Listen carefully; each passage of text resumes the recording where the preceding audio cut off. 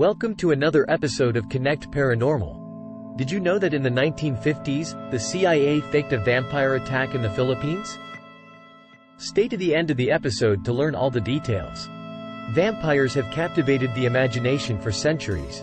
While fictional vampires have become pop culture icons, real-life bloodsuckers have occasionally been weaponized in the service of warfare. Such was the case in the early 1950s in the Philippines, when the CIA exploited local vampire folklore to combat an insurgent threat. Vampires are mythological creatures that subsist by feeding on the blood of the living. Though vampire myths exist in many cultures, some of the most famous archetypes come from Eastern Europe. These fictional tales influenced American author Bram Stoker's Dracula. The vampire in folklore is a murderous undead creature that possesses fangs to puncture victims' necks and drain their blood. Tales of vampires persist in pop culture through books, films, and television shows. The vampire lore in the Philippines is rich and deeply rooted in Filipino folklore, with one particular creature at its center, the Aswang. This is a mythical creature that embodies various vampiric traits, captivating generations with its terrifying presence and supernatural abilities. In Philippine folklore, the Aswang is believed to be a shape-shifting monster capable of transforming into different forms such as a bat, dog, or even an attractive person. With its ability to seamlessly blend into society, it often preys on unsuspecting victims under the cover of darkness. This makes it an especially fearsome entity that strikes fear into the hearts of many Filipinos.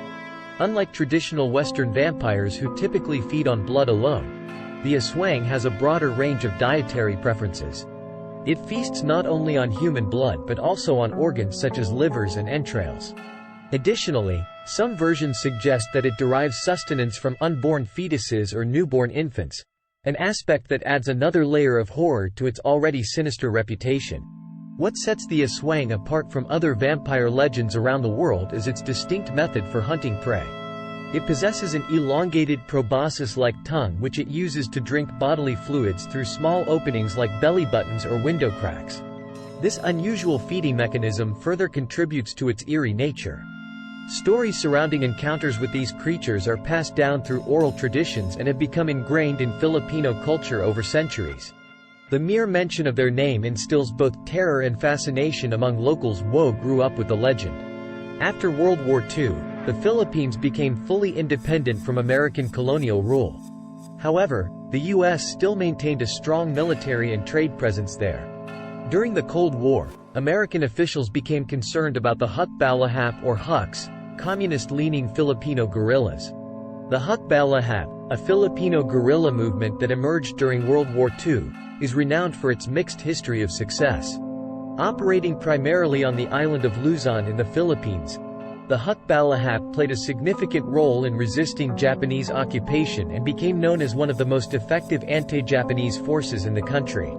Initially formed as a peasant army to fight against Japanese imperial forces, their main objective was to protect local communities from enemy oppression. Led by Luis Taruc and supported by communist ideology, they quickly gained popularity among impoverished farmers who were struggling under harsh conditions imposed by both Japanese occupiers and wealthy landowners. After Japan's surrender in 1945 marked the end of World War II, tensions shifted towards post-war politics and socio-economic issues within Philippine society. The Hukbalahap's initial goal had been achieved with Japan's defeat, but they now sought broader reforms such as land redistribution and improved living conditions for peasants, an agenda that put them at odds with returning American colonial authorities who favored preserving existing social structures. The ensuing power struggle resulted in armed conflict.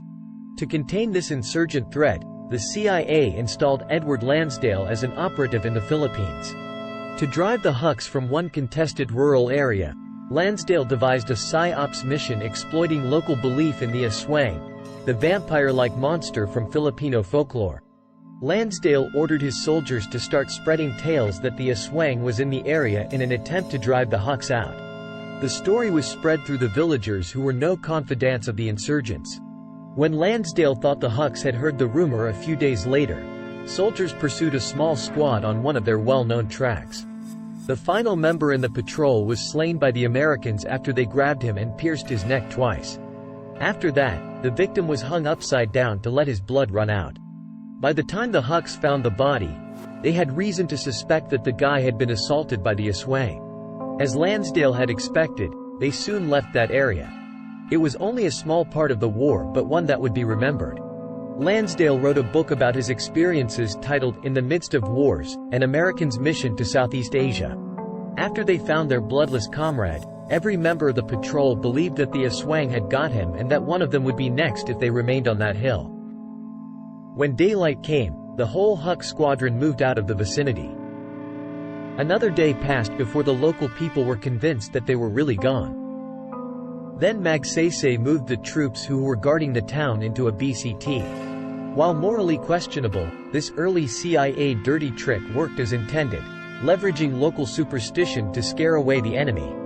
The Aswang operation exemplifies the agency's Cold War willingness to use unorthodox and brutal tactics in counterinsurgency missions. The vampire operation was only part of combating the Huks. However, it has become a famous example of using vampire lore as a part of a Psyop operation.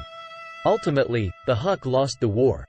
Leadership disputes emerged, leading to fragmentation and ideological differences among members of the Hukbalahap ranks.